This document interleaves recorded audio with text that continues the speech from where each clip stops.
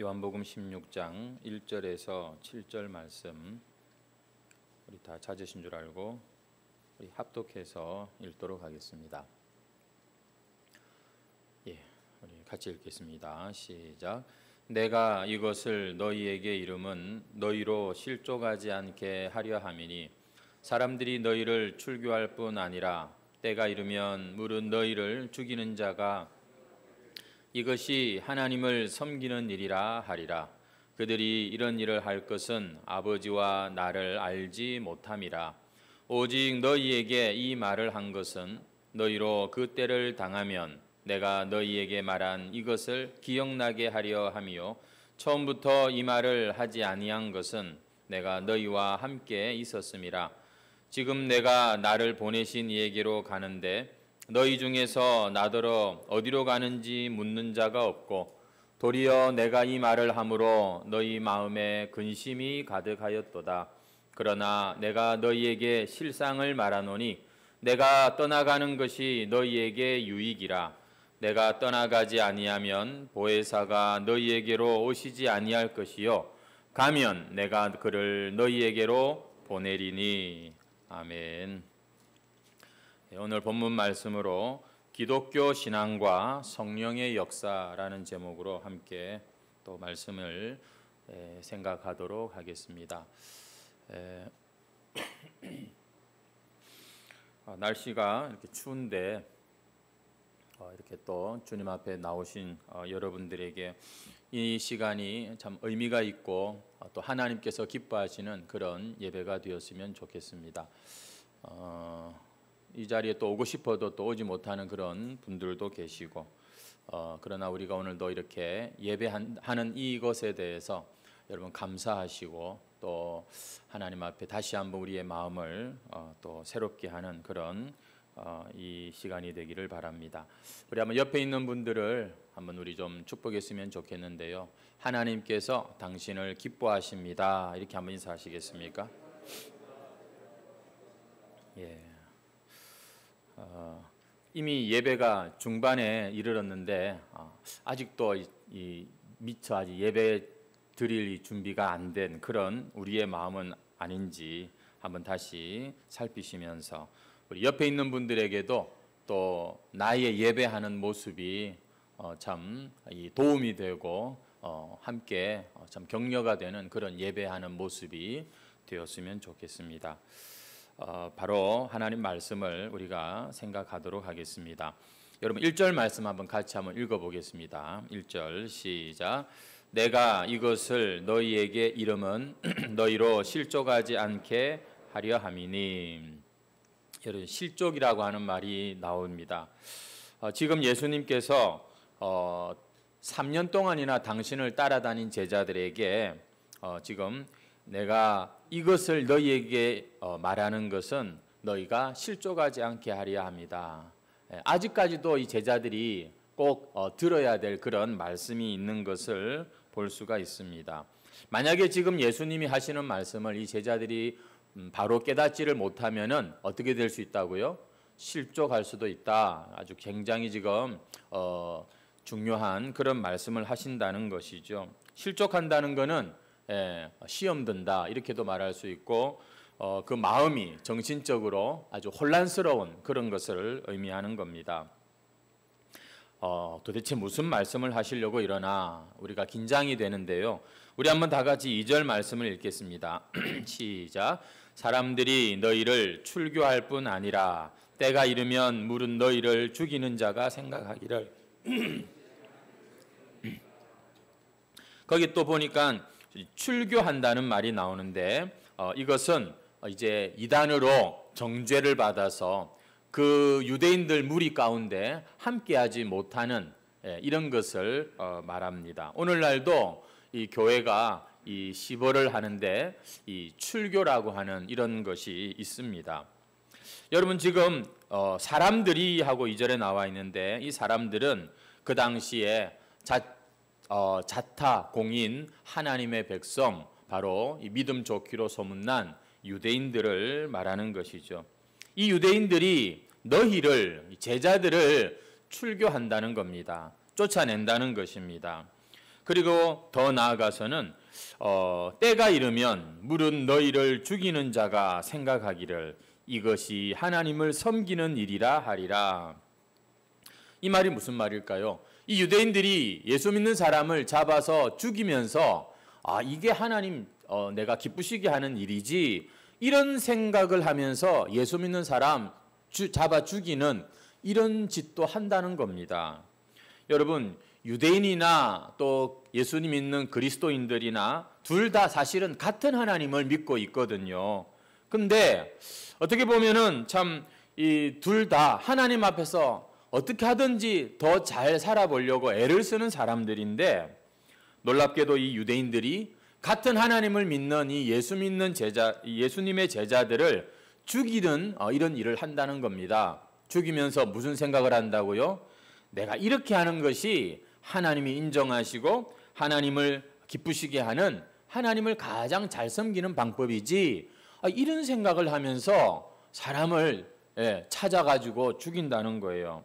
어떻게 여러분 이런 일이 일어날 수 있겠습니까만, 실제로 사도행전에 보면 이런 일들이 일어나는 것을 또 볼 수가 있지요. 같은 하나님을 믿는 사람들끼리 한쪽에서 다른 한쪽을 잡아 죽이면서 나는 지금 하나님이 기뻐하시는 일을 하고 있어, 이렇게 생각을 한다는 게 이게 참 말이 안 되는데, 이러한 모습을 일명 지식 없는 열심이다라고 할 수 있겠습니다. 그러니까 이 열심히 그냥 이렇게 믿는다고 했는데 알고 보니 이게 사실은 하나님을 대적하는 그런 일이었다는 것이지요. 오늘 이 본문 말씀에서 예수님은 이러한 상황을 미리 제자들에게 지금 예고하시면서 그러나 우리 기독교 신앙에 있어서 정말 핵심적이고 마치 생명과도 같은 그런 아주 깊은 중요한 말씀을 하십니다. 그게 뭔가, 이 기독교의 생명과도 같은 이 말씀을 하시는데 그게 뭐냐면 성령의 역사라고 하는 것입니다. 한번 따라해 보시죠. 성령의 역사. 여러분, 이 기독교 신앙은요, 단순히 우리가 교리를 배우는 그 학교처럼 그것이 우리가 기독교 신앙의 전부가 아닙니다. 배우고 교리를 아는 것은 너무나 중요하지만, 이렇게 교회를 나오고 교회 생활에 대해서 우리가 익숙해져 가는 이게, 여러분, 이게 기독교 신앙생활의 전부가 아니라는 것이죠.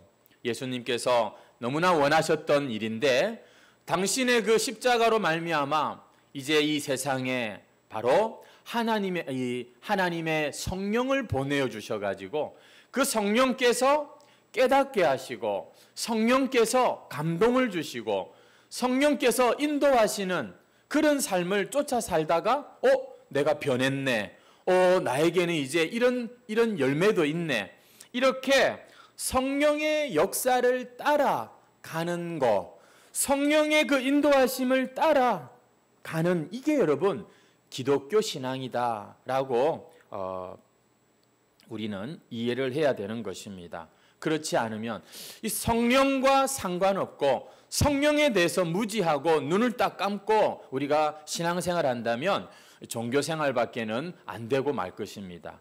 결국 우리의 이 마음엔 허전한 것밖에 남아있지 않을 거예요. 여러분, 기독교 신앙의 핵심은 성령의 일입니다. 성령께서 보이지 않지만 지금도 예배 가운데 함께 하시고 우리 각 사람 안에 계시면서 우리의 인생 가운데 뭔가를 이루어 가시는, 이게 기독교 신앙이라고 하는 것을 여러분 꼭 기억하시고 우리가 살아야 됩니다. 여러분, 성령께서 우리 안에서 이루시는 가장 역사하시는, 가장 먼저 역사하시는 게 뭐냐? 그것은 바로 성령이 하시는 일입니다. 성령이 나에게 주시는 선물이랄까요? 성령께서 참 성령님만이 참 이루시는 그런 너무나 귀한 거, 그것은 우리가 하나님 앞에서 내가 죄인이구나, 이 사실을 깨닫게 하시는 일을 합니다. 여러분, 이것은 단지 모든 인간이 다 죄인이라 하더라, 그렇게 성경의 어떤 이야기를 내가 지식적으로 아는 것과는 또 다른 단계입니다. 뭔가 내가 직감적으로 성령의 그 감동에 따라서 야, 내나 저 사람들이나 별 다를 게 없네. 와, 내 안에 이런 참 추악한 게 있네. 이런 것에 대해서 깨닫게 되는 거예요. 하나님의 말씀 앞에 맞습니다. 말씀대로 나는 참 타락한 죄인이군요. 이렇게 인정할 수밖에 없는, 여러분, 이러한 모습으로 성령은 우리를 인도해 가시는 겁니다. 혹시 여러분들 모태신앙들, 어릴 때부터 교회를 다니신 분들에게는 물론 제가 이렇게 성령의 일을 얘기하는데 이게 막 한순간에 그렇게 이루어지는 것만은 아닙니다. 하나님께서는 그렇게 역사하시는 사람도 있고 차츰차츰 교회 안에서 자라면서 말씀을 오랫동안 들으면서 조금씩 이 신앙의 길을 잡아가는, 성령의 인도를 이제 따라가는 이런 인도하심도 있으니까요. 아무튼 성령께서 우리 안에서 일하고 역사하실 때 반드시 가장 우선되는 성령의 사역은 우리가 죄인임을 깨닫게 하는 것입니다. 그러다가 어느 날 말씀 앞에서 혹은 여러분의 인생의 고난 앞에서 정말 나는 죄인이군요. 하나님, 나를 불쌍히 여겨달라고 이렇게 하나님 앞에 전적으로 자신의 인생을 맡길 수 있는 이런 것이 기독교에서 말하는 은혜라고 하는 것입니다. 여러분 혹시 수련회 때 혹은 부흥회 때 뭔가 받은 은혜가 있지 않습니까? 한번 가만히 돌아보세요. 그렇게 내가 눈물로 하나님 앞에 기도하였고 그렇게 내가 지금도 잊혀지지 않는 그 은혜의 핵심이 다 뭐냐? 결론이 뭐냐 보면 하나님, 내가 잘못했습니다. 이거거든요. 내가 죄인됨을 느끼는 그곳이 내가 은혜 받는 자리예요. 여러분, 그렇지 않고 그렇지, 나를 인정해주고 나를 이렇게 만족해 하는, 여러분, 그런 것은 남는 게 별로 없습니다. 다 그때뿐인 것이지, 결국 성령께서 우리 안에서 일하고 역사하실 때 주어지는 가장 큰 선물은 우리가 회개하게 되는 것입니다. 이렇게 내가 죄인이라는 사실을 깨닫게 되는 사람들에게서 반드시 나타나는 게 뭔지 아십니까? 오직 예수밖에 없는 거예요. 정말 예수 외에는 다른 길이 없다는 것을 그들은 절절히 깨닫고 의지하고 예수님을 부인할 수가 없게 되는 것이죠. 나는 왜 이렇게 믿음이 안 자랄까? 나는 왜 이렇게 참 이 은혜 받는 게 어려울까? 아직도 이 부분에 뭔가 아직 우리가 참 막힌 게 있어서 그럴 수 있는 겁니다. 내가 죄인이라는 사실을 깨닫지 않은 사람은 사실 아직도 예수님을 알아도 그분과 나의 이 분명한 관계를 아직 갖기가 어렵습니다. 그분이 어떻게 내 생명이며 나보다 더 소중하다고 말할 수 있으며 예수 외에는 다른 건 아무 가치 없다고 말할 수 있는, 여러분, 그 근거가 어디에 있는가? 그건 목사여서 그런 고백하고 장로여서 그런 고백하는 게 아니라 내가 죄인이라는 사실에 인지가 있었을 때, 내가 이거 큰일 났다. 정말 예수님 외에는 내 예수님이 없으면 안 되겠다. 이런 결론에 이르도록 자신의 허물과 죄에 대해서 정직하게 여러분 깨닫는 자에게 예수님은 믿어지고 예수님은 확 그냥 다가오게 되는 것이죠. 하지만 하나님을 믿는다고 하는 많은 사람들이 이러한 깨달음 없이 그냥 기독교 문화권 안에서 신앙생활, 교회 생활을 하고 있습니다. 여러분, 이렇게 내가 죄인이라고 하는 사실에 대해서 한 번도 진지하게 생각해 본 적이 없고 그것을 하나님 앞에서 또 사람 앞에서 굳이 인정해 볼 기회가 없었던 사람들은 그러면 교회 와서 주로 뭘 하는가? 아무래도 성령을 인도를 받고 신앙생활의 어떤 길을 제대로 가기보다는 다른 것에 더 관심을 가지고 다른 것을 추구하게 되는 겁니다. 꼭 그게 나쁘게 보이지는 않아요. 어떤 사람들은 이 기독교 안에서 지식을 추구합니다. 성경에 그래서 열심을 내고 배울 수도 있는 것이고요. 또 어떤 분들은 이 성령이 주시는 이 회개의 은혜를 진지하게 경험하지 않은 사람들은 체험을 자꾸 추구합니다. 뭔가 아주 특별한 그런 것을 통해서 나의 신앙을 설명하려고 하고 증명하려고 하는 이런 것에 가는 거죠. 나가 그래도 체험이 있어 이렇게 말을 하는 거예요. 그 외에 또 어떤 분들은 막 그런 거 저런 거 다 필요 없고 교회 가니까 이쁜 여자도 있고 야 교회 가니까 내 사업에 뭔가 좀 이렇게 보탬이 될 만한 유력한 사람도 있고 인간관계를 넓히기 위해서 교회 가니까 그래도 사람들하고 좀 재밌게 이야기하고 밥도 같이 먹고 재밌잖아. 이렇게 그 정도에서 만족하는 그런 신앙 생활하는 분들도 있고 이 보면 다 교회 안에서 기독교 안에서 뭔가를 추구하며 각자 보니까 다 교회를 나올 수 있는 그런 줄을 하나씩 붙들고 있다는 것이죠. 제가 왜 이런 이야기를 하냐면은 지금 이 유대인들 같은 하나님을 믿는 자들이지만 그 예수 믿는 제자들을 출교시키고 심지어 죽이면서까지 나는 하나님을 지금 기쁘시게 하고 있어. 이렇게 생각하는 이 유대인들 이야기를 하려고 하니까 제가 앞에 그런 설명을 좀 드린 겁니다. 이 유대인들은 하나님을 믿는 사람들이었어요. 그런데 뭐가 없었느냐? 성령의 역사. 그 성령이 깨닫게 하시는 그거 뭐라고요? 예? 회개하게 하시는 거. 내가 죄인이구나 하는 이 사실에 대한 이 깨달음을 갖지 못했다는 것이죠. 물론 어쩌면 누군가는 알고 있었을지도 모르겠어요. 하지만 그 사실이, 그 진리가 적어도 자기의 심장을 두드릴 만큼 자기 자신에게 적용시킬 만큼 그들은 정직하게 자신의 죄에 대해서 직면하지 않았습니다. 그들은 유대교라고 하는 자신들의 종교 울타리 안에서 각자 원하는 것을 추구하였을 뿐이에요. 그래서 예수님 당시에 사실은 유대교 안에 많은 파가 있었습니다. 어떤 사람들은 체험을 아주 중요하는 그런 파에서 자신의 그 신앙을 키웠고, 어떤 사람들은 우리 민족의 이 로마에 대항하는 그런 뭐랄까요, 애국심에 가까운 그런 신앙으로 또 활동하는 유대인들도 있었고, 어떤 유대인들은 이런 거 저런 거 다 필요 없고 그저 이 세상 살면서 잘 먹고 잘 사는 게 좋지, 이래가지고서 그 당시 로마와 결탁하는 그런 이 사두개파 같은 이런 또 무리도 있었고, 어떤 사람들은 하나님의 말씀에 이 우선권을 두고 열심히 율법을 공부하고 백성들을 가르쳤던 이런 바리새파 사람들도 있었고, 다 자기들 나름대로 가치를 추구하며 그렇게 하나님을 믿었던 것이죠. 게다가 이 유대인들은 자신들의 그 일을 대충 한 것도 아니에요. 보통 열심히 한 게 아닙니다. 나름대로 최선을 다하면서 이렇게 하는 것이 하나님을 섬기는 거야, 이렇게 하는 것이 하나님을 기쁘시게 하는 거야, 그렇게 각자 믿음의 길을 갔던 것입니다.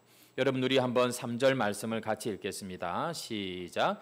그들이 이런 일을 할 것은 아버지와 나를 알지 못함이다. 많은 유대인들이 지금 하나님의 사실 뜻대로 부르심을 입은 사람들은 이 예수님의 제자들 아닙니까? 그 제자들을 지금 잡아 죽이면서도 이것이 하나님을 섬기는 가장 훌륭한 모습이야, 이렇게 그들이 생각했던 것은 알고 보니 그들 안에 진정한 깨달음이 없었던 거예요. 알고 보니 그들이 하나님도 제대로 모르고 그들이 신앙도 제대로 모르는 그런 사람들이었다는 것이죠. 예수님께서는 지금 이 제자들에게 그러니까 너희들은 깨달음을 가져야 된다, 어디 저 산속에라도 들어가라, 이런 말씀을 하시는 게 아니에요. 지금 예수님께서 이렇게 이런 일을 할 것은 아버지와 나를 알지 못함이라, 너희들은 알지 않느냐, 너희들은 알아야 된다, 이 말은 이게 아는 게 우리의 힘으로 알아지는 것이 아니라는 그런 말씀을 지금 하고 계시는 겁니다. 기독교 신앙이라고 하는 것은 우리의 지식과 우리의 힘을 가지고 깨닫고 그리고는 말씀대로 지켜 살고 뭔가를 이루고 이런 게 아니라는 것을 유대교를 통해서 예수님이 제자들에게 가르쳐주고 계시는 거예요. 성도 여러분, 그럼 무슨 얘기입니까?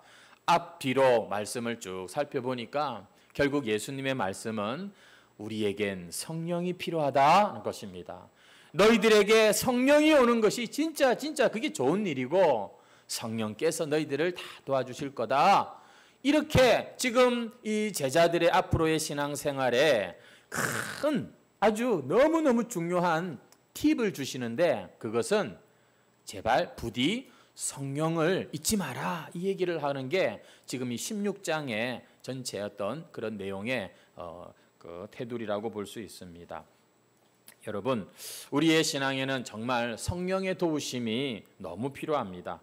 여러분, 성령의 도우심이 없는 기독교 신앙은요, 겉으로 보기에는 사실 아무 잘못이 없어 보여요. 다 열심히 해요. 참 좋아 보입니다만 결정적인 순간에 성령의 감동과 성령의 순종함과 성령과 관계하는 이런 믿음이 아니라면 결국 그 신앙은 나중에 유대인들처럼 기독교이지만 하나님을 대적하는 그러한 모습이 될 수가 있습니다. 왜 그런가 하면은요, 이 성령의 도우심과 성령의 이 인도하심을 따르는 이것을 배우지 않은 사람은 사실은 누가 그를 인도할 것입니까? 여러분, 성경은 하나님과 우리의 관계가 목자와 양의 관계라고 말하지 않습니까? 우리는 하나님의 인도를 받아야 되고 하나님의 도움을 받아야 되는 존재지 결코 천사가 사탄으로 타락했던 그 결정적인 실수 있잖아요. 여러분 절대 이 독립적인 그런 것을 교회가 가르치지 않습니다. 너무너무 의존적으로 우리의 존재를 하나님께 의지해라, 하나님께 맡겨라, 하나님의 인도를 받아라 이건데 여러분 이 성령의 도우심과 인도하심을 따르지 않고 구하지 않는 그런 사람이라면 가만히 한번 자기 자신을 돌아보세요. 하나님을 이야기하고 예수님을 얘기했지만 결국은 자기를 믿었던 겁니다. 그는 신앙의 도움으로 자신의 일을 더 잘하고 싶은 거죠. 결국엔 이곳에서 자아 성취랄까요? 나를 한번 멋지게 한번 참 보여주고 싶은 그 욕망을 추구했던 것이 됩니다. 그래서 어떤 사람이 여쭤보면 참 굉장히 무질서한 삶을 살았었는데 교회를 나오고 나서부터 사람이 좀 달라졌어요. 굉장히 성실해졌고 그리고 또 이 사람이 하는 일들이 막 잘 풀리기도 하고 게다가 교인들이 그를 인정해서 직분까지 받네? 하지만 여러분 아직도 내가 이건 아니지. 우리 안에 성령의 그런 근심과 성령께서 주시는 그런 이 참 지혜와 음성에 내가 아직도 이 순종하고 따르고 이런 것이 없다면 우리는 아직 제대로 신앙생활을 시작하지 않은 사람일 수 있습니다. 참된 그리스도인은 이런 사람입니다. 성령께서 내가 이렇게 참 추한 죄인이라는 사실을 깨닫게 하시는구나. 내가 이렇게 참 하나님을 참 온전히 믿고 따를 수 없는 존재구나. 이것을 깨닫게 하셔서 오직 예수 외에는 다른 길이 없고 다른 소망이 없음을 깨닫고 여전히 그러나 내 안에 있는 이 죄성을 이기기 위하여 육신의 뜻을 쫓지 않고 자꾸만 성령의 소욕을 따라 살려고 애쓰는 사람. 그래서 그 성령의 그러한 인도 가운데 도우심을 받는 이 사람을 우리는 참된 그리스도인이다라고 말하는 거예요. 그 사람이 환난 중이든 병 가운데 있건 뭐 문제가 있건 간에 이러한 것이 저 사람이 예수 믿는 사람의 증거라는 것이죠. 왜 유대인들이 예수님을 죽이고 제자들을 정죄하고 출교시키고 심지어 제자들을 죽이면서도 그걸 죄라고 생각하지 않고 하나님 잘 섬기는 거라고 생각을 했는가? 왜냐하면 그들에겐 이 성령의 깨달음이 없었어요. 그들은 하나님 안에서 자기 성취의 종교를 믿는 사람들이었던 것이죠. 봐라, 사람들아 내 좀 봐봐라. 내가 이렇게 하나님을 잘 믿으니까 봐라, 내가 이렇게 하나님께 복을 받았다. 얼마나 내가 하나님의 축복을 받은 사람이냐? 내가 이래 잘 산다. 여러분, 이 말은요, 내가 이렇게 복 받고 이렇게 잘 사는 데는 다 이유가 있겠지. 이런 것이 그 마음의 중심에 있는 겁니다. 아직 내가 죄인이라고 하는 이 출발점에서 시작도 못한 것이죠. 오늘 말씀은 이러한 유대인들을 예수님께서 지금 제자들에게 미리 지금 예고하시고 계시는 거예요. 요한복음 5장에 보면 너희가 서로 영광을 취하고 유일하신 하나님께로부터 오는 영광은 구하지 아니하니 어찌 나를 믿을 수 있느냐. 이건 예수님이 유대인들을 책망하실 때 하신 말씀이었어요. 이 유대인들은 보니까 하나님 잘 믿는다고 하는데 다 서로 자기 영광 취하는 자들이라는 겁니다. 하나님께로부터 오는 그 용서, 하나님께로부터 오는 그 위로가 아니라 자신의 영광을 취했던 것이죠. 아이고 목사님, 아이고 장로님 이러면서 그냥 그런 것이 중요했지, 하나님 앞에서의 참으로 그 꼭 필요한 위로와 용서와 그 축복은 구하지도 않았던 것이죠. 성도 여러분, 오늘 우리는 이 기독교 신앙이라고 하는 것과 성령의 그 역사의 관계를 지금 함께 말씀을 나누고 있습니다. 기독교 신앙이란 그동안 나를 믿고 의지하던 인생이 이 성령의 감동 감화 아래서 이제는 자기에게 있는 것을 의지하지 않고 눈을 들어 주를 보고 우리 안에 계시고 역사하시는 성령 그분을 힘차게 의지하면서 사는 것, 이것을 우리가 기독교인의 삶이라고 말하는 것이죠. 그래서 우리에게 가장 비참하고 안타까운 것은 뭐냐면 주님의 도우심이 없어도 얼마든지 내가 살 수 있을 것 같아. 봐, 나는 노후도 걱정 없는 사람이야. 이렇게 거만한 그러한 마음을 가지고 자기가 행한 업적, 자기가 가진 열심이 다른 사람과는 다르다는 이 사실을 은근히 자랑하는 것, 이게 가장 불쌍하고 가련한 그런 모습이 되는 겁니다. 이런 사람들은 저 세상에서는 오히려 자기 자리를 잡기가 쉽지만 하나님 나라에서는 그 사람에겐 자리가 없는 것이죠. 평생을 예배당을 다녔어도 아직 시작도 못한 사람일 수 있는 것이에요. 성도 여러분, 오늘 우리의 신앙생활에 이 성령님이 역사하시고 우리 안에서 일하신다는 이 사실이 너무 중요하다는 그런 말씀입니다. 지난주 소요리 문답 시간에 하나님께서 인간에게 자유의지라고 하는 것을 주셨는데, 하지만 아담이 범죄하고 타락한 이후에 우리 인간이 가진 자유의지는 망가진 자유의지라는 말씀을 제가 그때 나누었죠. 이게 제 이야기가 아니라 기독교 교리입니다.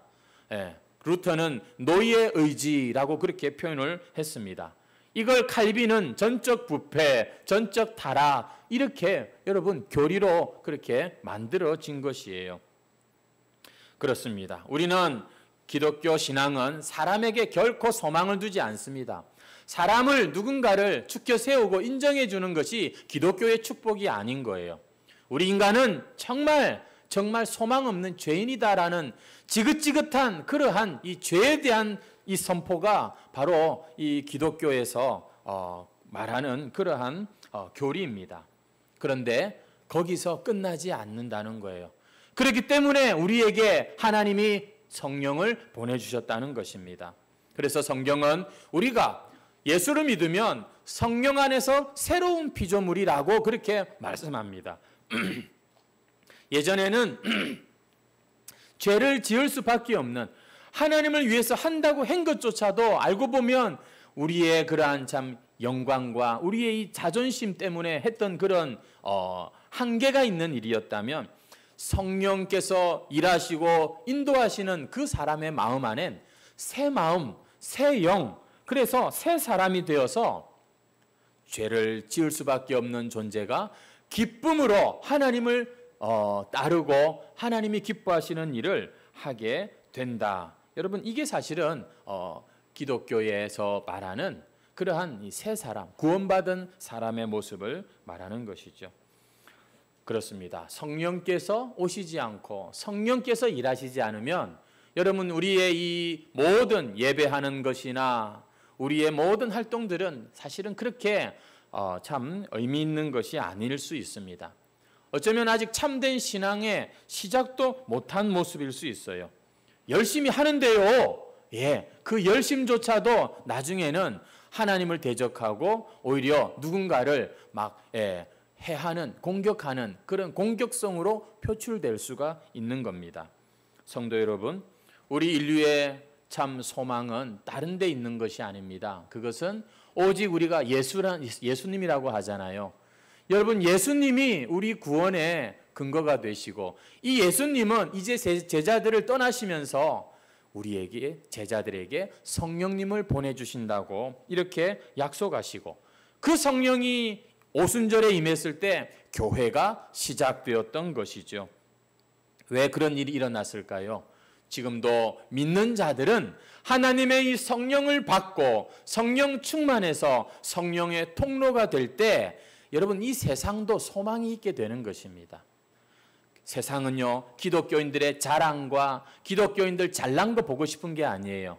기독교인 스스로가 한없이 약하고 부족한데도 불구하고 보통 세상에서는 그렇잖아요. 야, 참 잘났다, 대단하다, 훌륭하다, 부러워하는 것들이 많잖아요.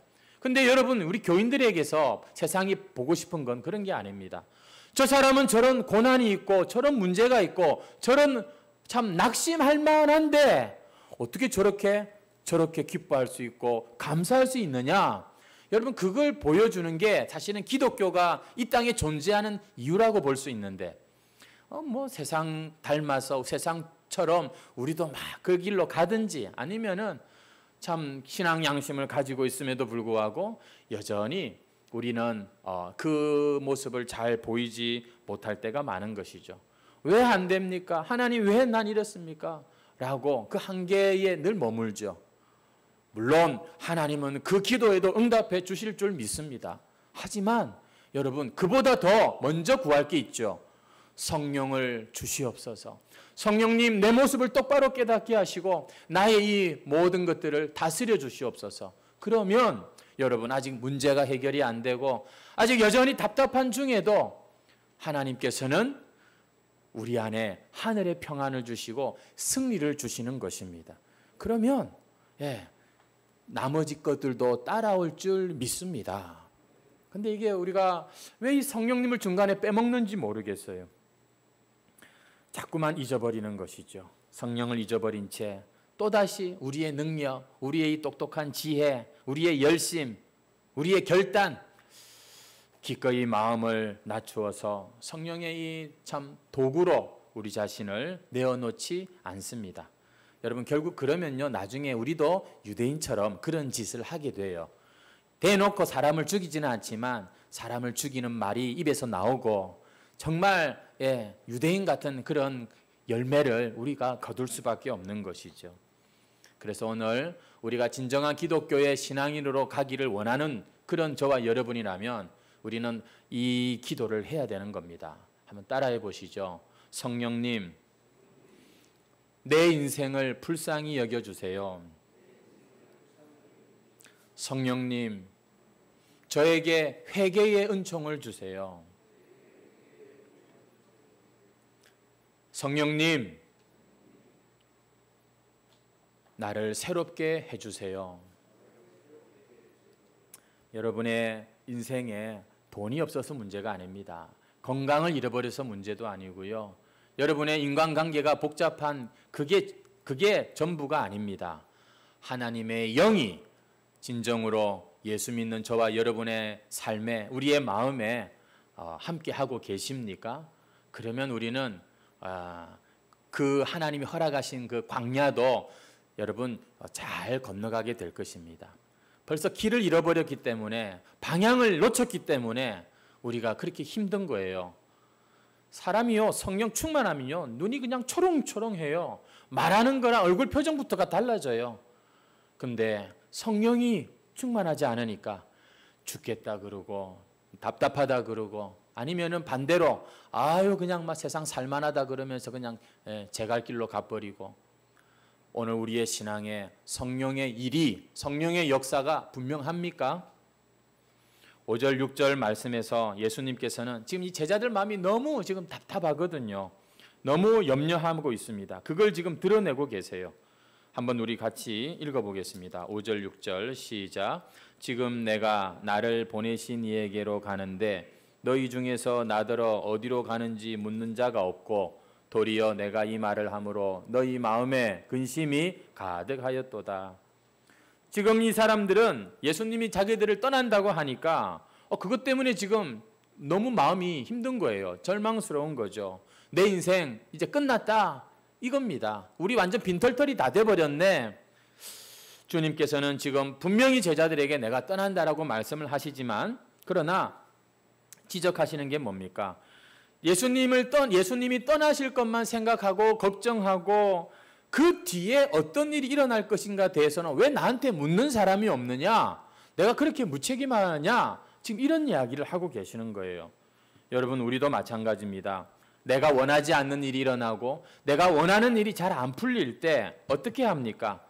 하나님이 마치 돌아가신 것처럼 낙심하고 하나님은 나에게 아무런 도움도 안 되신다고 그렇게 스스로 하나님과 선을 그어버리고 좌절에 빠져서 세상에서 얼마든지 볼 수 있는 그런 불신자의 모습으로 우리가 그렇게 빠져 있지 않습니까? 지금 예수님은 제자들에게 왜 내가 떠나고 난 후에 어떻게 될 것이냐고 질문하는 사람이 없냐? 왜 그렇게 다들 낙심하고 참 침울하게 이후에 내가 예비하고 계획하고 아버지가 지금 준비하고 있는 것에 대해서 아무도 기대를 안 하고 있느냐? 이렇게 말씀을 하신 것은 예수님은 알고 계시기 때문이죠. 예수님은 그들에게 한 차례 어려운 일이 찾아오지만 그러나 그 이후에 성령께서 그들 가운데 임하실 때 그들이 어떻게 변화되고 세상을 정복할지 다 알고 계시기 때문에 예수님은 지금 그 제자들에게 도전하고 계십니다. 그렇습니다. 실제로 예수님이 떠나는 것이 오늘 말씀처럼 그들에겐 더 유익했어요. 옛날에 성령이 오시기 전에는 말씀을 들어도 금방 까먹고요. 말씀을 들어도 이해가 잘 안 됐습니다. 그런데 성령이 그들 안에 일하시니까 그들이 어떻게 되었죠? 더 온전한 사람으로, 더 강건한 사람으로 마치 베드로는 예수님처럼 막 그렇게 말하고 막 가르치고 막 기적을 행하고 그렇지 않았습니까? 이게 성령이 오셔야만 하는 이유였던 것이죠. 우리는 예수교인입니다. 예수를 믿는 사람들이죠. 여러분, 예수를 믿으면 반드시 예수님이 주시는 은혜가 성령을 우리에게 주신다고 약속하셨습니다. 성도 여러분, 그러니 부디 힘든 세상 혼자서 허덕이면서 가지 마시고 성령님을 붙잡으시기를 주의 이름으로 축원합니다. 우리도 제자들처럼 하나님의 성령으로 충만하면 변화가 있고 하나님의 은혜가 더 넘쳐날 것이다. 이 일을 위해서 사실 저는 특별 새벽 기도회를 하고 있습니다. 우리 성도들도 마찬가지일 거고요. 그냥 출석 채우는 게 목적이 아니라 하나님이 우리에게 이 회개의 은혜를 주시고 하나님이 다시 우리에게 이 구원의 참 그 기쁨을 회복시키실 것을 기억하면서 새벽 기도를 하고 있는 것이죠. 우리 다 같이 한번 7절 말씀 같이 읽고 마무리하겠습니다. 시작. 그러나 내가 너희에게 실상을 말하노니 내가 떠나가는 것이 너희에게 유익이라. 내가 떠나가지 아니하면 보혜사가 너희에게로 오시지 아니할 것이요 가면 내가 그를 자, 여러분, 우리에게는 지금 누가 계십니까? 성령님이 계십니다. 여러분, 이 성령님을 기억하시고 살아가시기 바랍니다. 이 성령님을 여러분 마음에 온전히 모셔서 충만한 상태로 그렇게 여러분 우리가 살면 승리할 줄 믿습니다. 반대로 성령님을 근심하게 하고 성령님이 마치 없는 것처럼 그렇게 우리가 신앙생활하면 그 아무리 똑똑하고 잘난 사람도 절대 기독교 신앙인으로 승리할 수 없습니다. 성공할 수 없다라는 것이죠. 참 답답한 노릇이죠. 성령님이 함께 계신데 이것을 잘 모르는 사람들은 너무너무 훌륭한 의사가 지금 자기 가족이고 자기 옆에 있는데 그걸 의지하지 않고 자꾸 혼자서 약방에 가서 그냥 약이나 사 먹는 그런 것과 다를 바가 없습니다. 성령이 우리와 함께 하시는 것을 정말 이 잘 모르는 사람들은 너무나 훌륭한 선생님이 옆에 계신데도 불구하고 혼자서 문제를 풀려고 끙끙대는 이런 모습과 다를 바가 없다는 것이죠. 저도 여러분도 마찬가지입니다. 우리가 다 하나님의 성령이 아니고서는 인간적으로 실망스럽고 참 부끄럽고 아무것도 할 수 없는 연약한 자들이지만, 그러나 하나님의 성령이 오늘 우리의 이 신앙에, 우리의 이 믿음에 함께 할 때 우리를 통해서 하나님이 어떤 일들을 이루실지 몰라요. 기대가 되지 않습니까? 왜 그 기대가 없느냐? 예수님이 오늘 제자들에게 질문하시는 내용입니다. 우리에게도 이런 기대를 가지시고 이 말씀을 주신 줄로 믿습니다. 아무쪼록 하나님의 성령? 나는 과연 성령의 사람인가? 나는 과연 성령을 잘 대접하고 있는가? 잘 한번 살펴보시고 전능하신 보혜사 성령님을 의지하고 승리하는 여러분의 삶이 되시기 바랍니다. 다 같이 찬송가 366장 찬송 드리겠습니다.